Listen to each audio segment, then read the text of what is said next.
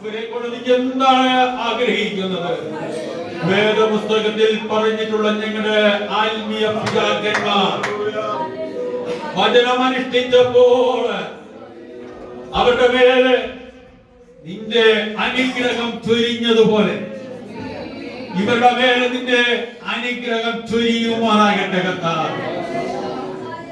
ആത്മീയമായിട്ട്, ഭൗമികമായിട്ട്, ശാരീരികമായിട്ടുള്ള എല്ലാ നന്മകൾ കൊണ്ടും ഇവരെ അലങ്കരിക്കുമാറാകണം. കർത്താവേ, ഇത്രത്തോളം കർത്താവേ നിർമ്മാണ കൃപ നൽകി കർത്താവേ ഇനിയും നൽകുവാൻ അങ്ങയുടെ കൃപ പകരണമേ. അങ്ങയുടെ സാന്നിധ്യം ഉണ്ടായിരിക്കണമേ.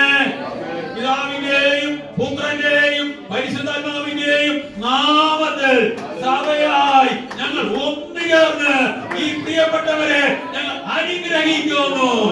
ഈ തുടർന്നുള്ള സമയങ്ങളിൽ മറ്റുള്ളവർക്ക് ഒരു അനുഗ്രഹ പാത്രങ്ങളായി മാറട്ടെ. അങ്ങനെ സംഭവിക്കട്ടെ. യേശു മൂലം കേൾക്കണം പിതാവേ.